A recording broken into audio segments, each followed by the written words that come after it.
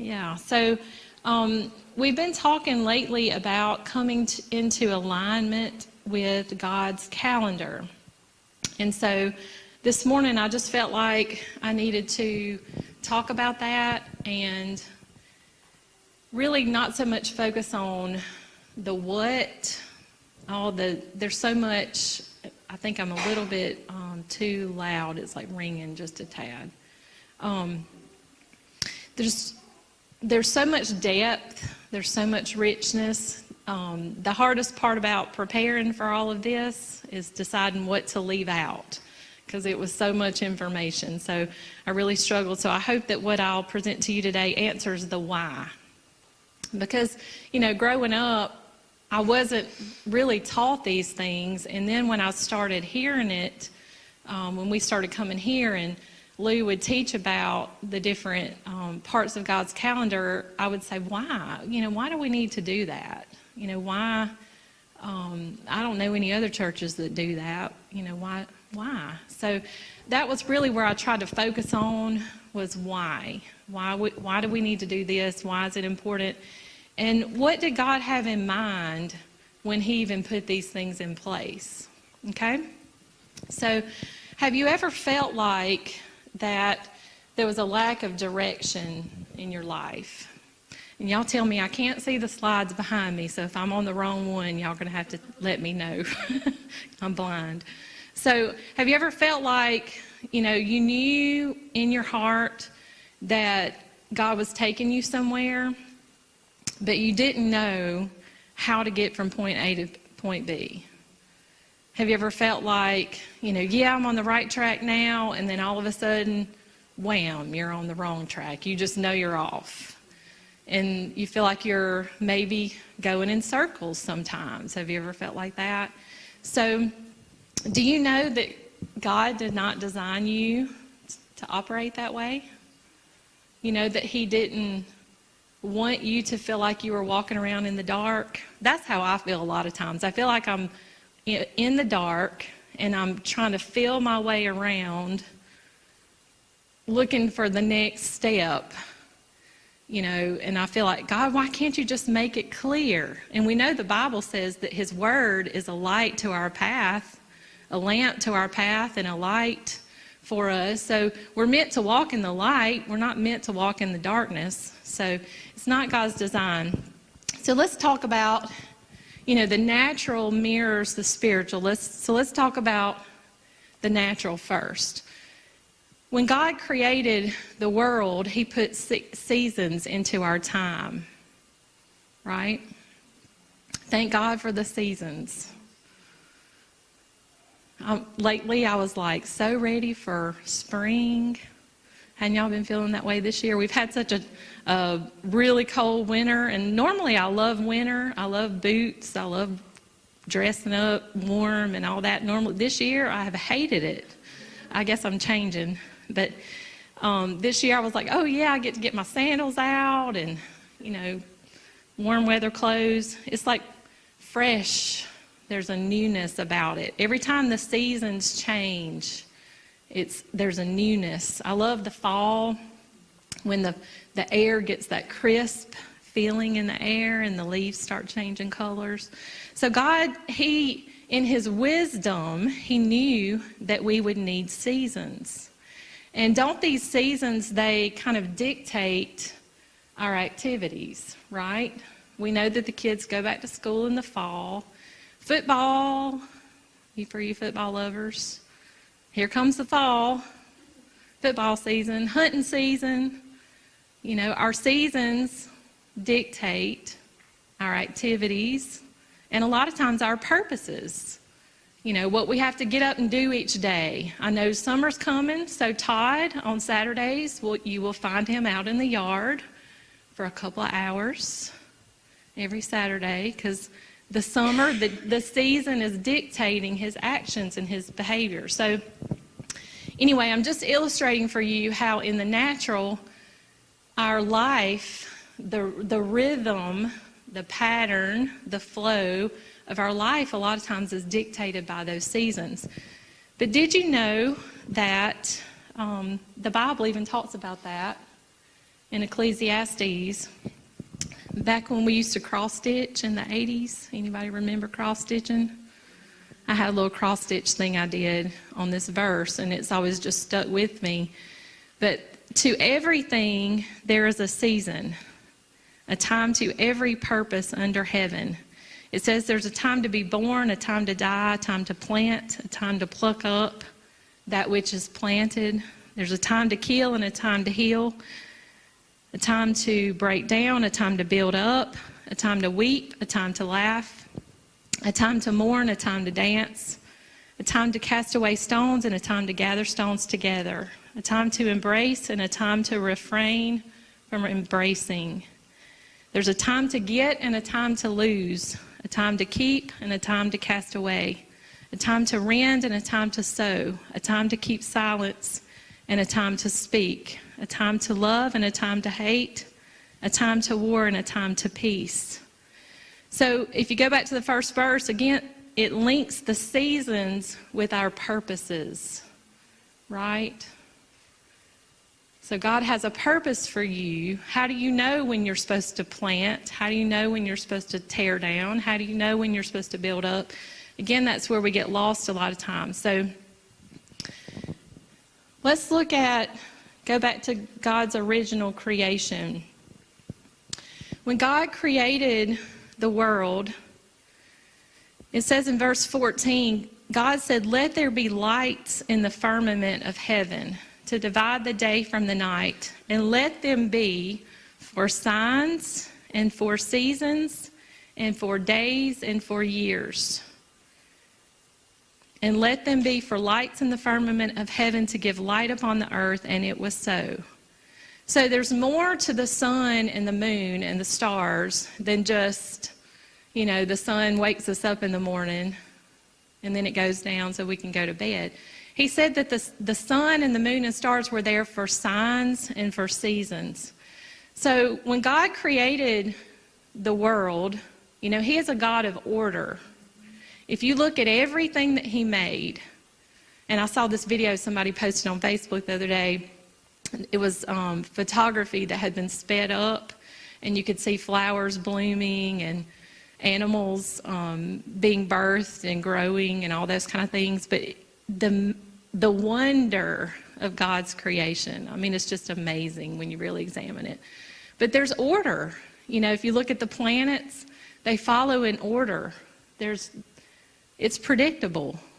If you look at the sun, the stars and the planets orbiting. If you look at your body, the way God designed your body, your DNA, your cells, everything about you has an order to it. So when God created the earth, He put the sun, moon, and stars there for a reason. And it says that they are for signs and for seasons. So if you look at the word signs, I shouldn't have done this to myself, but the word signs is the word oath in Hebrew. And when you hear a lot of people make predictions and they'll say, the blood moons and things like that, they're talking about the signs aspect of the sun, moon, and stars. And God did put them there for signs, that we could look in the sky and see signs of things. So there's a signal, a mark, a banner, or a warning. But the second part of that, it says it's for seasons. So that word there is moed, which means appointed time.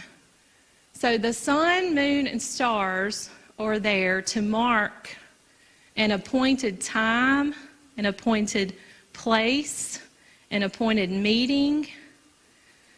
They're there to mark something. And I was talking to the kids the other day. We were riding down the road on the way to school, and I think Caitlin said something about the moon. Do you remember? Because sometimes you can see the moon still in the sky. But we were talking about how the sun's rising and setting marks our days. And we were talking about how the moon marks our month. That the phases of the moon tell you where you are in the month. And so I was explaining to Caitlin that back in the old days, they didn't have watches on their arm. They didn't have calendars sitting on their desk. They had to have a way that they could walk outside and see. And not only that, but the stars, there's constellations. There's 12 constellations.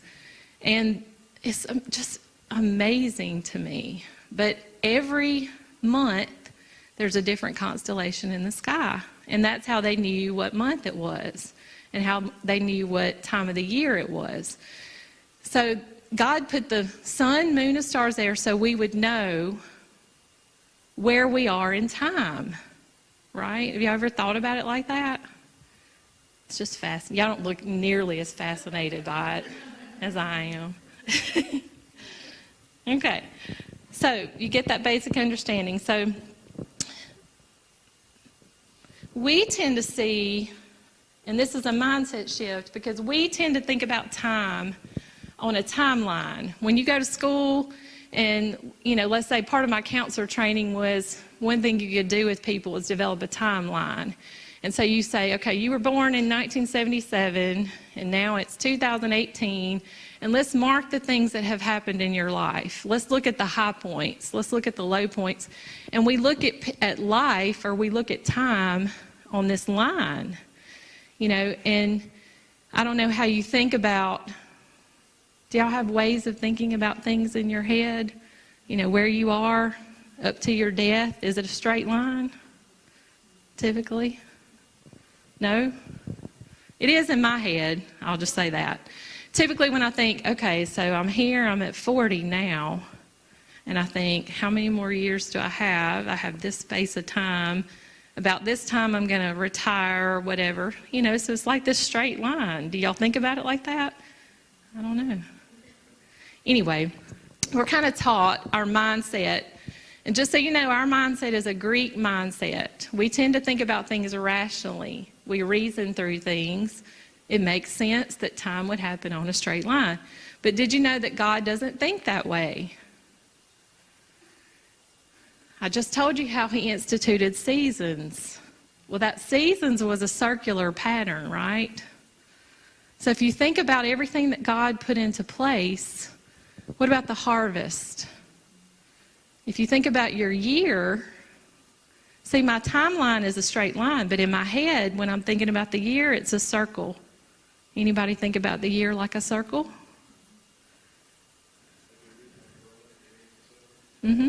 Yeah, so in my head, January is at the top, and I go this way.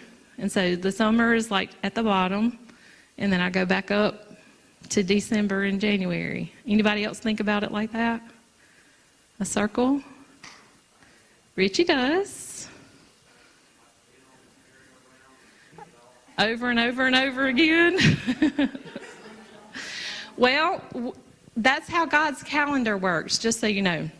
So that second thing, and I'm going to prove it to you, I hope, but every year we should be going through cycles and seasons, but we don't just repeat it all over again. We should be growing every year. So you see how that thing up there, it goes up. So every year when you come back around, see, I'm 40, so I should not be experiencing things the same way I experienced them when I was 20. They didn't mean the same thing to me. When I go through, events, I go through them at a different level because I have more knowledge, I have more experience, I have more wisdom, hopefully, I have more understanding. So I should be going through those things not just as a repeat, but as, another level. So if we think about time that way, God said in Leviticus 23, he said to Moses, he said, I want you to speak to the children of Israel and say unto them, the set feast of Jehovah, which you shall proclaim to be holy convocations, even these are my set feast. The word there for feast is that word moed, the same word for seasons. So when God used that word, he wasn't necessarily saying, you're going to plan a big dinner and you're going to serve this feast and you're going to come eat a feast. That's not what he was saying. Now, there was celebrating and there was eating, but it wasn't, when he used the word feast, it wasn't what we think of feast. He was saying, you're going to tell them that I'm setting some appointments with them. There are going to be some appointments that we're going to set at specific times throughout the year. So as you go through your year, we're going to have some appointments set. Okay? Does that make sense? So these feasts began to set the pattern for how God wanted his children to operate. He wanted them to pull aside on these specific days for specific purposes. So overall, there's 3 categories of appointed times. The first category is the Sabbath. The second one is Rosh Chodesh, and the third one is the yearly feast. Okay, so again, there's so much information I could give you, and I'm not going to just pile it on you this morning, okay? So if you have questions, if I leave you with, you're like, that doesn't make any sense to me, I'm just scanning the surface, and we're just getting an overview, okay? Because I'm sure we'll be talking about these things more in depth as we go on. But the Sabbath, the Sabbath was God's weekly appointment with us. So he said, I want to set a time with you each week where you can expect me to be here. Okay? We don't keep, and let me just say this before I go too far, we don't keep these things as rituals. Okay? This is not legalism. And that's something I had to really struggle with in the beginning because my parents aren't here, so I can say this freely. But I grew up in a Pentecostal church that was, I don't know about everybody, but I grew up in a legalistic mentality, okay? So it was all about what you could not do on Sunday. That's how they observed the Sabbath. You could not wash clothes. You could not go to the movies. You could not go shopping. You were supposed to go to church. You could eat your lunch, and then you rested, okay? But it was more about what you couldn't do than the purpose of why God put it there in the first place. So I do not want you to hear that this has anything to do with legalism. Observing the Sabbath will not get you into heaven. And it will not observing the Sabbath will not keep you out of heaven. Okay? You can be saved and still work on Sunday if your job requires it. Okay? So there's no judgment if you're not doing what I'm suggesting to you. What I'm trying to explain to you is the purpose for why God saw that these things were good, or why he saw that they were necessary, and what the benefits of those things were. So I hope that's what you'll get from this. But again, it's not about rituals. But when God created the earth, 6 days he did his work. And then the 7th day he rested. So he established a pattern, and he created our bodies in such a way that we needed a time of rest. And he also knew that we would need some time to pull away from our busy schedules, and meet with him. So it's all about that, resting and getting still and quiet enough to hear his voice. And so he says, when you meet with me, and I'm not even saying that coming to church is necessarily observing the Sabbath, but it can be, it can be. Okay, so the second one is Rosh Chodesh, and that's our monthly appointment with him. And so this is what we've recently started observing once a month here. So the word Rosh Chodesh means head of the month, and it has to do, again, with the moon, the cycles of the moon. So how do you know we're starting a new month? Well, you see that first little sliver of the moon. It's called the new moon celebration.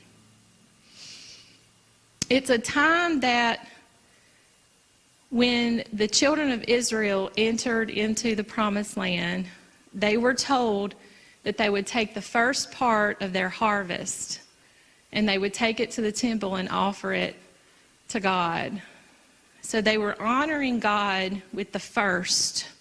They were honoring God with the best. And that was just a recognition of what they knew God had done for them. So the principle here is that we offer God the first. So at the beginning of the month, we want to pull aside from our lives and our focus and our direction. We want to pull aside for Him and give Him our best of our time, our best of our worship.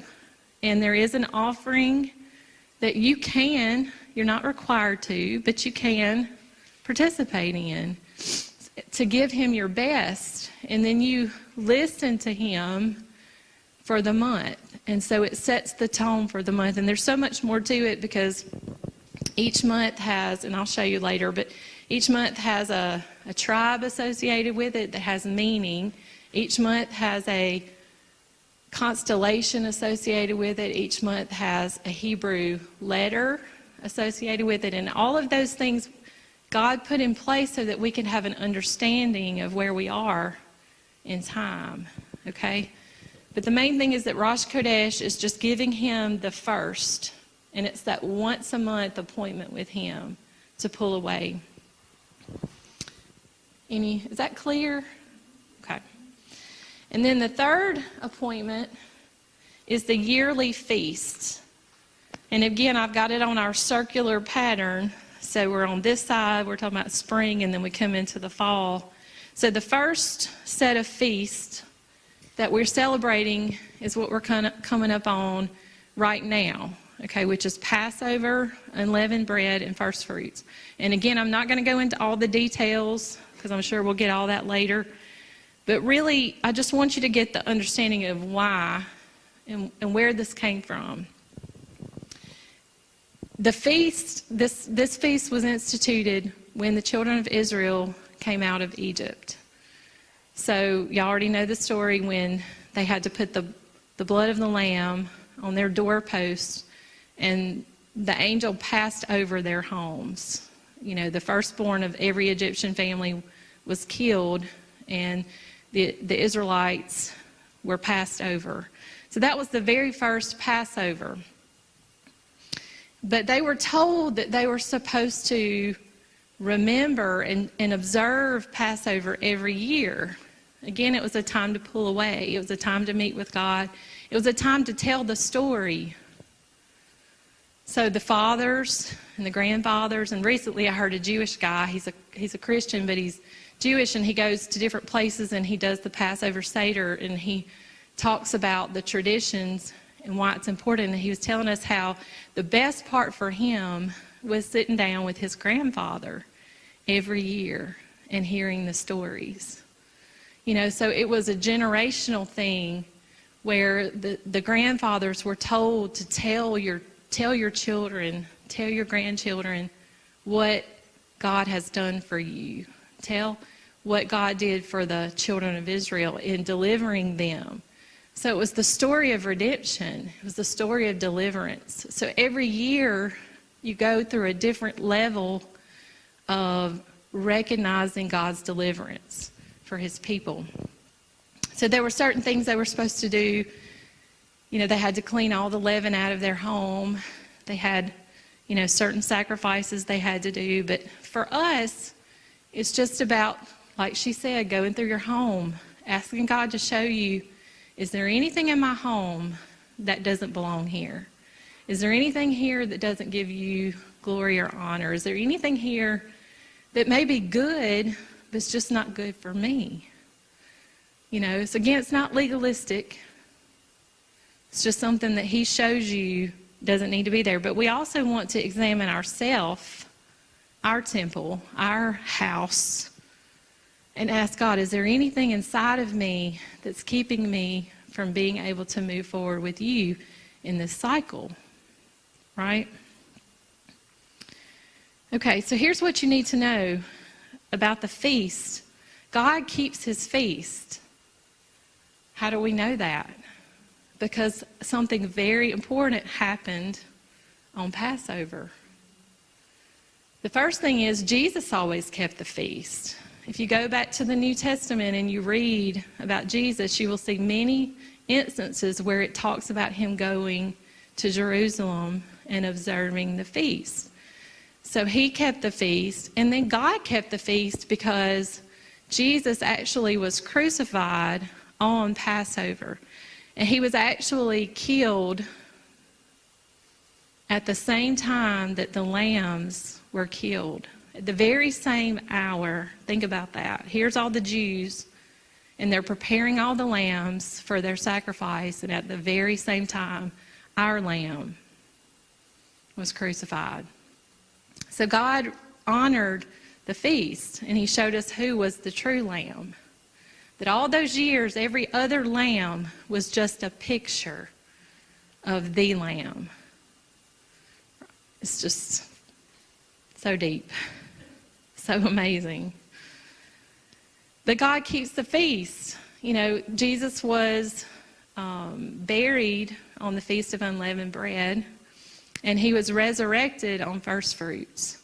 So each of those 3 times, something significant happened. God did it on the feast day. Okay? And you'll see that that's true in other places too. So the next one is called Pentecost. So you count 50 days from the Feast of Unleavened Bread, and that tells you when Pentecost is. Well, I always thought Pentecost, being Pentecostal, was Acts chapter 2. Did y'all think that? I was never taught any different. The first Pentecost happened on the mountain when the 10 Commandments were given. That was the first Pentecost. The law, the Torah, the first 5 books of the Bible is called the Torah, and they were given, and that was the first Pentecost. So God observed the feast when the disciples gathered together in the upper room. They were observing Pentecost. And what they were supposed to do is they gathered together, and they did all the things that they were told to do. They had to bring in part of their harvest, and they had sacrifices and things they had to do as ritual or as part of their observing of the feast. But then they would read the scriptures. They would read the Torah. And that's probably what the disciples were doing in the upper room. Of course, Jesus told them to go there and wait, but then the Holy Spirit came. And that day, the church was born. So a new meaning to it all had to do with God's provision for us. So we had the law, or the Torah, the first 5 books of the Bible, the 10 Commandments were provided on Pentecost, and then we had Holy Spirit was provided and poured out for us. So every year when we observe Pentecost, we are celebrating God's provision for us. If we didn't have the Word, where would we be? If we didn't have Holy Spirit, where would we be, right? So every year when we observe it, again, it's not about the rituals, but it's about His provision, His power. He empowered us with the Word.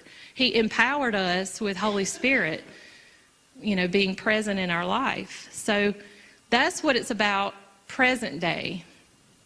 So we go to a new level, okay? And then the fall feast it's called the Feast of Trumpets, or Rosh Hashanah, Day of Atonement, or Yom Kippur, Feast of Tabernacles, or Sukkot. So that's the Hebrew words. So these feasts were what they were told to do when they were in the wilderness. After they had left Egypt, they were in the wilderness, and it was, they lived in tents, basically. So every year when they went into the Promised Land, they were told they had this time where they had to set up tents. Even in the Jews now do this. We have some relatives that would do this. They'd set up tents on their back porch and stuff, and they would live in tents for like a week. And it was just a reminder of God's presence, his habitation with them. You know, he went with them with the fire and the cloud. It was a recognition of him being with them through their journey.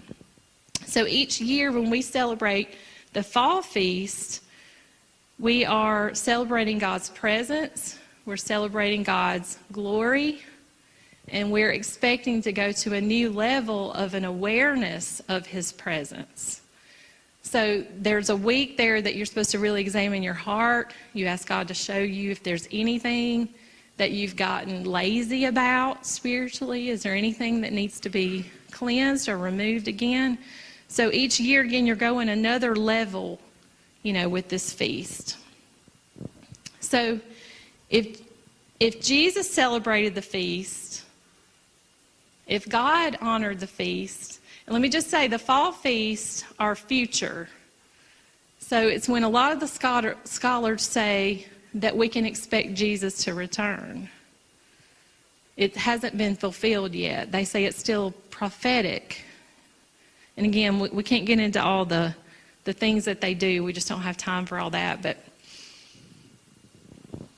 another aspect, y'all know how the temple was set up, or the tabernacle was set up as an outer court, an inner court, and the most holy place. Well, every year when you go through this cycle, you are moving from the outer court to the inner court into the most holy place. Can you see that? You start out focusing on redemption and cleansing. When you're in the outer court, you clean yourself up. In the inner court is where the table of showbread and some of those other things there that signify God's provision for us. And then in the most holy place is where God's presence dwelled. So every year it signifies this moving through a process of growth, of moving from the outer court to the inner court to the most holy place. Isn't that cool? God he connects everything together. It's just amazing. So Paul celebrated the feast. If you read some of his scriptures, 1 Corinthians, you can look in chapter 5 and chapter 15. He mentions the feast. There was one place where he was told he wanted to go to Rome. You know, that was his dream, to go to Rome. But he said, I got to go to Jerusalem. And they didn't want him to go. And he said, I have to go to celebrate the feast. There was an important thing he knew about celebrating the feast, recognizing the feast. So I just want to challenge you again, we don't have time, but to go read those scriptures. So why should we, as a New Testament or a modern day church, celebrate the feast? If it's not about, you know, rituals and those kinds of things, why should we do it? Well, I want to suggest to you that it has to do with our maturity. It has to do with our growth. It has to do with getting Egypt out of us and getting us prepared for the promised land. Does that make sense? When the children of Israel came out of Egypt, God had to change their mindset. They were stuck in a slave mentality. You know, you heard them complaining. It was better in Egypt. You know, it wasn't good in Egypt, but they somehow thought it was better. At least we had food to eat. That was a slave mentality. Somebody could give us some food, you know, but God wanted to teach them how to think like children, like who they were, that they had an inheritance, that they had a possession. You know, he wanted them to think differently. So these feasts were instituted as a process of transformation. And that's what it is for us. So when did we lose this? Have y'all thought about that? When did we go from, if I'm saying that the church in the New Testament observed the feast, and yet we don't, what happened? Constantine, you've heard it. We became a part of the world, that's right. So there was this guy named Constantine. Scott already said his name. You know that there was a contradiction. She mentioned Paul in the city of Ephesus. When the Christians came in and interrupted their life, it said they went in and turned the world upside down. Don't you think the government had a problem with it? I mean, just think about it. The government had a control over people, and they did not like the Christians. So the Christians, were going through persecution. So it was under pressure from the Roman government that the Christians were convinced to give up their practice of the feast. Okay? And what they did is they mixed God's calendar with the Gregorian calendar. And that's where, I know y'all have heard this before, but the pagan rituals, Constantine was a pagan, but his mother was a Christian. She was Catholic. And to please his mother, he became a Christian, supposedly, and then required everybody to practice Christian. He Christianized, but he combined the practices. That's what he did. And so there became a mixture in the church. So when you're celebrating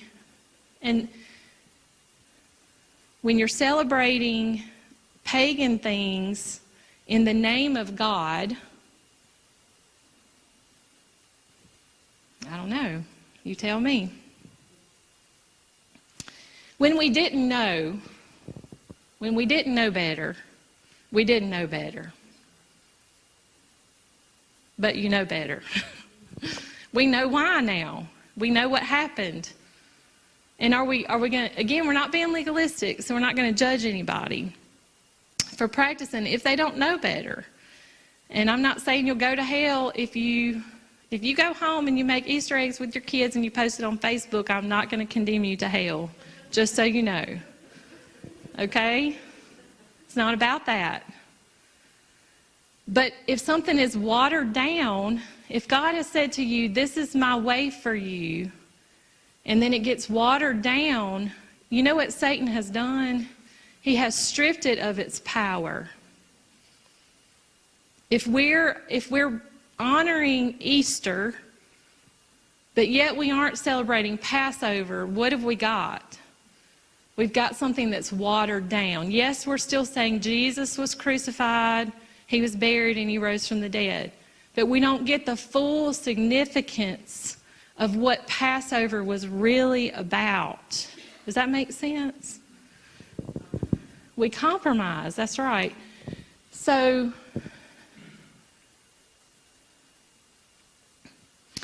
what the feasts do is they get us into alignment with God. Okay? If God says, I want to meet with you, and I'm going to be there, and we don't show up, is that pretty significant? Yeah? Maybe? Maybe it's why we have a lack of focus. Maybe it's why we have a lack of direction. God didn't change his mind. Just because the Christians gave in to the Roman government, did God change his mind? Did he say, I don't want this for you anymore? Now there's grace, and maybe he understood it, but he didn't change his mind about the things he put into place. So getting on God's calendar, it gets us in time. It gets us on his timetable. It's all about the harvest. If your spring is about planting, we want to be in time with that. If the fall is about reaping a harvest, don't we want to be in time with that? There's certain things we have to do. And again, there's so much depth there. I'm not even sure I can communicate it, but we get in time, we get in position, we get in order, we get in movement. It helps to define the activities of our spiritual life. When you get on God's calendar, you know where you are and you know where you're going. You can look ahead. So you come meet with him so he can show you what's coming up next. It produces a flow. It produces a rhythm to your life. It produces a path for maturity and growth. It also puts you on a path to accelerated advancement. Who wants to advance? I thought, Richie, this is shattering some glass ceilings. It's the quick path to advancement. If you're on a job and they put you on the quick track, don't you want it? Well, this is basically what that is. We get into alignment with him. We get into step with him. We recognize the things he put into place. So we're able to look ahead. We're able to see what's coming up. Like she already mentioned, there's an open heaven. Because God's there. If you meet with him on the time that he appointed, you won't be disappointed. He will keep his appointment with you. He will not disappoint you. So as we meet with him, our thinking patterns and our mindsets change. We're changed. You know, there are things that we work through within ourselves. Our mentalities, our mindsets are stripped away. God gave me an illustration. I'm going to just share it with y'all because I think it'll help kind of drive home what I'm saying. But the other morning, I woke Todd up about 3 o'clock in the morning because God started talking to me. You don't know anything about that, do you? But I had my cell phone laying there next to me, and I said, I'm just going to lean over here, and I'm going to type it in my phone. That way I won't disturb him. But, of course, the light comes on, and he was like, oh, what are you doing? I said, well, I got this stuff all in my head. I got to get it out, you know. And I never did go back to sleep. That was about 3, and you got up about, 4:30 or something like that. So I never went back to sleep. I finally got up and went in the bathroom and just started typing all this stuff away. And then I had to tell him about it, and it just sounded crazy when I was telling him. And I told him last night, I said, I don't even think I'm going to say it because it just sounds so crazy. But I do believe God gave it to me as an illustration. So I think it answers the question why. You know, I've given you all the information. I've given you all the facts about what the feasts are and what we're supposed to do and what they mean to us today. And I hope I've made that clear. But this is what God started showing me. I want you to imagine that you are an orphan child. You live in an orphanage. You've never known your parents. Okay? And one day the director of the orphanage comes to you and says, you have an opportunity to be adopted. Today, you have an opportunity if you accept. So you have the option. You can accept it or you cannot accept it.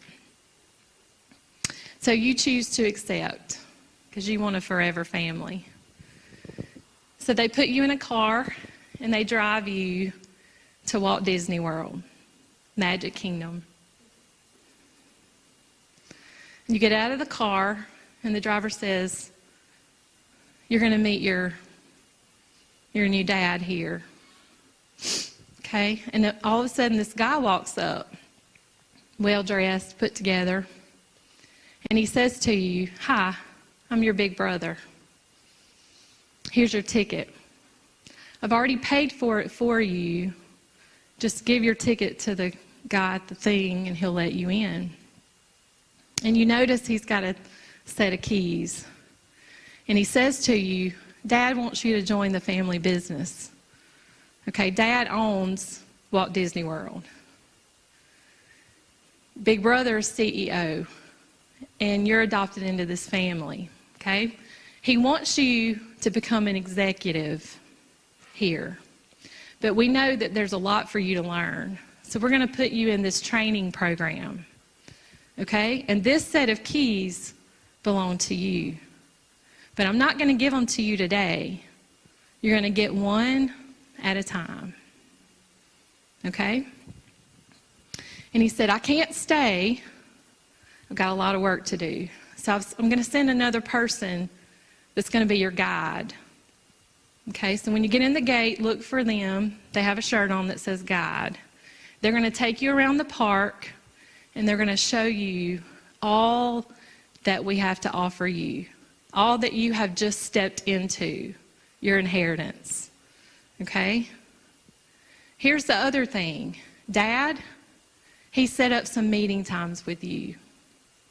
He wants to meet with you once a week. Okay? He wants to meet with you once a month.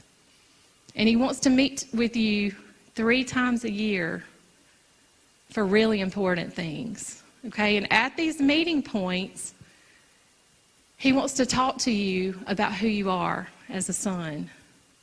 He wants to talk to you about where you've been. And he wants to talk to you about the family business. He's going to teach you all the things that you need to know to work the business, to be an executive, to come into your inheritance. Because you're not an orphan anymore, but you still think like an orphan. Okay? So you go through the gate, and there's your guide. And he starts taking you step by step, experiencing what the kingdom has to offer. Right? But if you're a small orphan child, you don't go immediately to Splash Mountain, right? You start at Small World. Is that making sense? Anybody been to Disney World?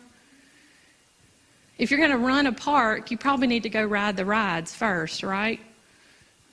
You need to experience every aspect of the Magic Kingdom.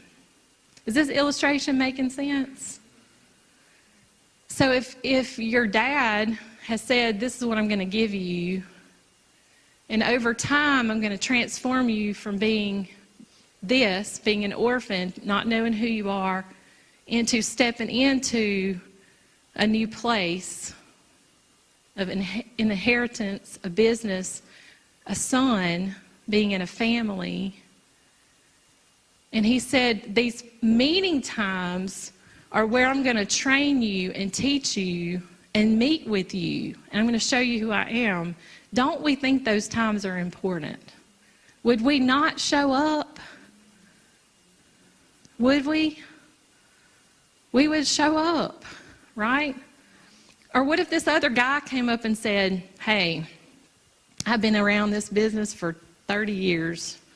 I can train you, and I can get you there faster. Come over and meet with me instead. That's what we do when we're observing the pagan rituals. Maybe they're not all bad, but they're not what God intended. Does that make sense?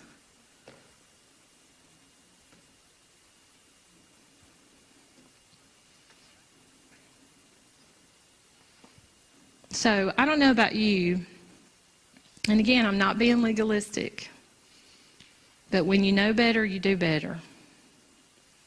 And I feel like, I was just thinking this morning, how do I communicate these things in a way, because I hated growing up with a mother that said, you can't watch the Smurfs on TV. And I am that mother, by the way. And my kids probably hate it.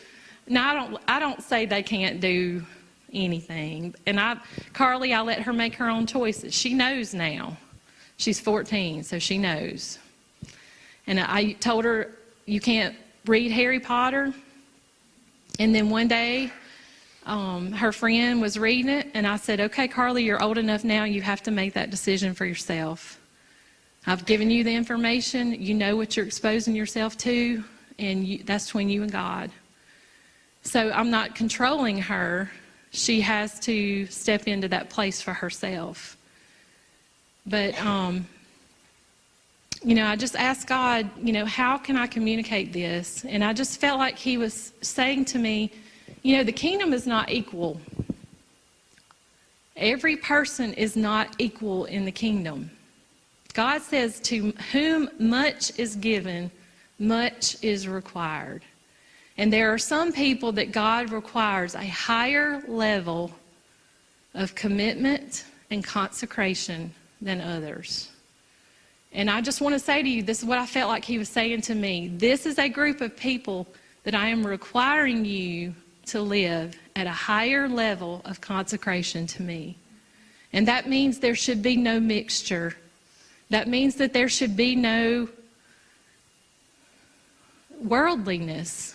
And we're all at different places in our growth, and maybe God has said to you one thing you can't do, and I'm allowed to do it. And that's the way he's been with me. I've never been able to drink alcohol. I don't believe it's a sin to drink a drink of alcohol, but he's never allowed me to do it. We all have to listen to his voice, and that's what the meeting times are about. Because he might say one thing to you and a different thing to me. But I do believe as a group, as a corporate body, can I have some music? Do you mind? I believe as a corporate body, and if y'all want to just stand, that we need to ask God just to examine our hearts.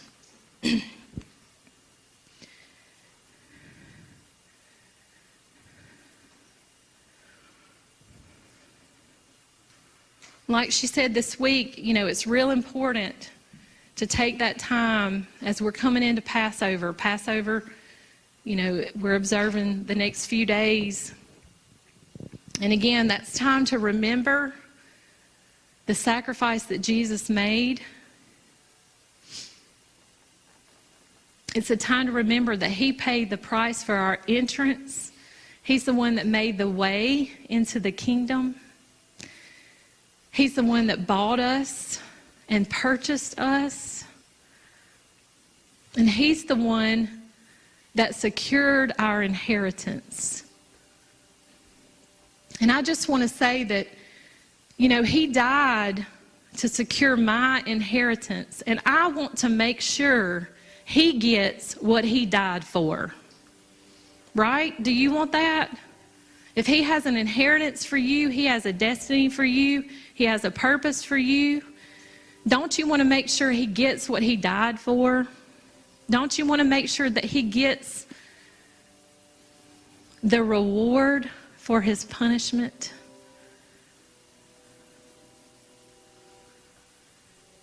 So, Father God, we just come to you this morning. Lord, I just ask that you would take this information. God, I've done my best to try to present this information in a way that does not communicate condemnation or guilt.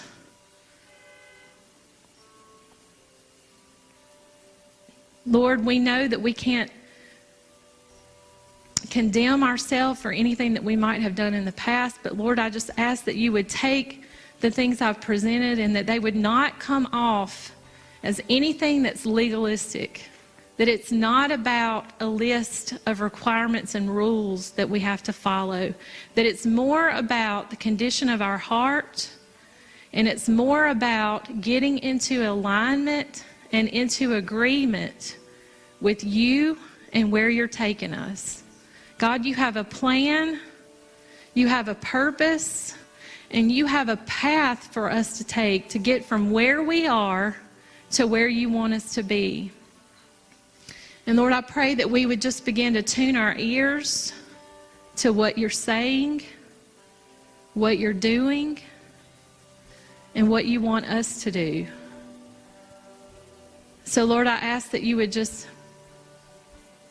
take each person to a place where they can begin to examine their hearts, begin to examine their lives, begin to examine the direction and the focus. And Lord, that they would set aside that time to meet with you.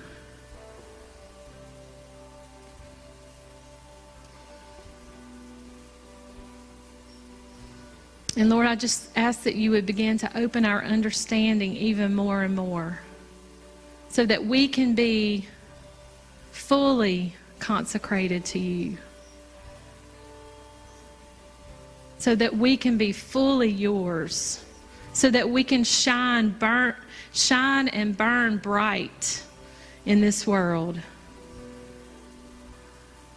Lord, you've got to have a group of people that are fully committed to the cause. You've got to have a group of people that are willing to turn the world upside down.